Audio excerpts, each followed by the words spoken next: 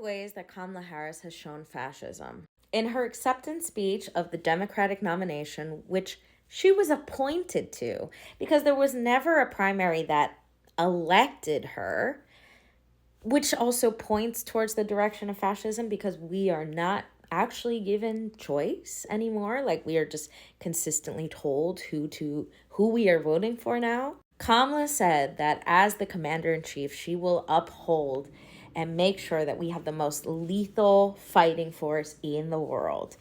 And that is one of the biggest signs of fascism, is like the escalation of militarization. Another sign that we are potentially ascending into fascism under a Kamala administration is witnessing over the past week, seeing when she was interviewed, asked, do you think transgender Americans deserve of gender affirming care? She said, we have to uphold the law. And that is terrifying because last year in 2023, under the Biden and Harris administration, over 500 pieces of anti-LGBTQ legislation were introduced in this country. And so when I'm getting law and order from this candidate in a country that she knows is actively anti-LGBTQ, and where that's been passed, that is signaling to me that you do not care about this population.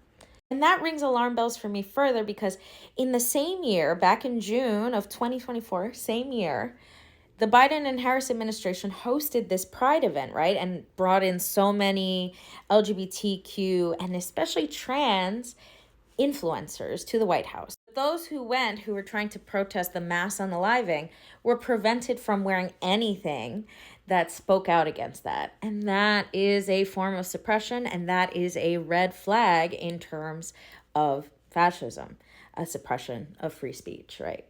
That's escalated even further in this interview given by a former diplomat of the State Department, who talks about in this interview how historically the State Department has welcomed hearing feedback, even if it is like against what our current administration is doing.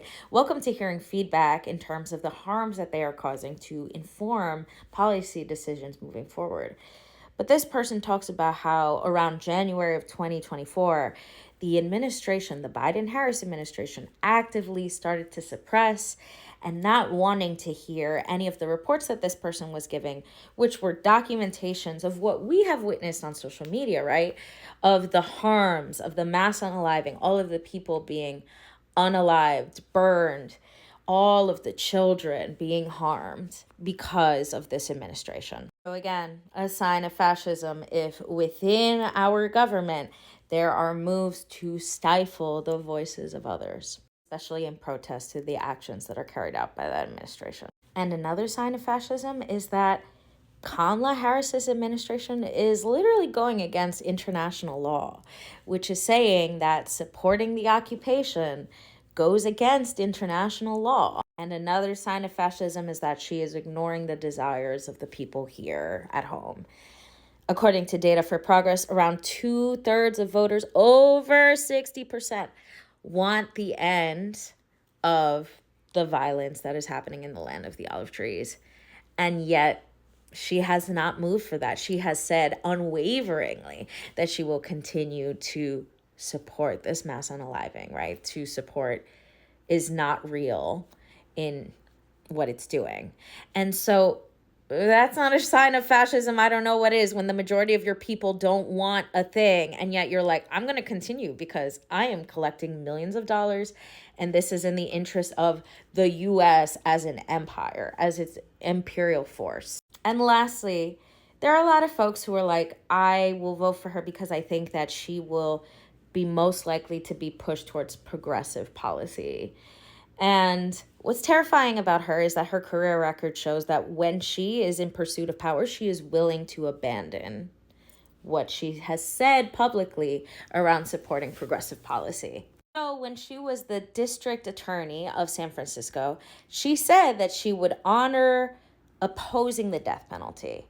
But when she ran for the Attorney General of California, she abandoned that, saying that if elected, she would enforce the death penalty as the law dictates. And we have seen over and over again Kamala Harris years ago saying that she would support Medicare for all, saying that she supported LGBTQ people, like I just talked about earlier, saying that she would support things that seemed progressive.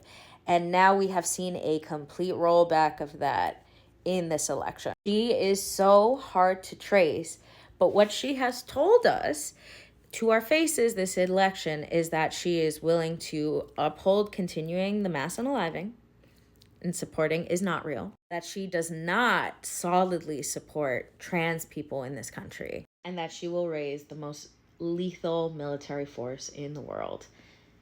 That is terrifying, especially with the way, too, that escalating militarization abroad usually translates to escalating militarization of our police force here in the United States. And we know that that is inherently connected with what we're seeing, the policing happening in the land of the olive trees is then implemented here in the United States.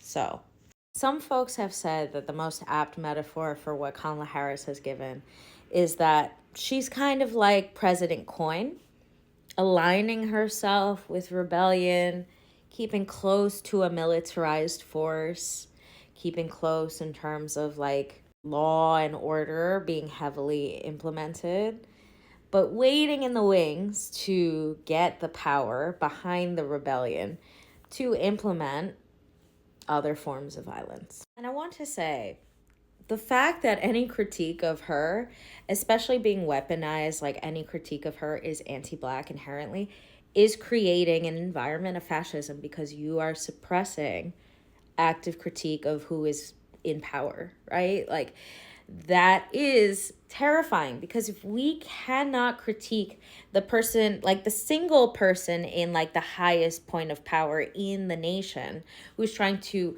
gather more power, if we cannot critique them, if that is a sign of anti-Blackness or said to be a sign of anti-Blackness, that's terrifying. Like, what kind of environment are you creating?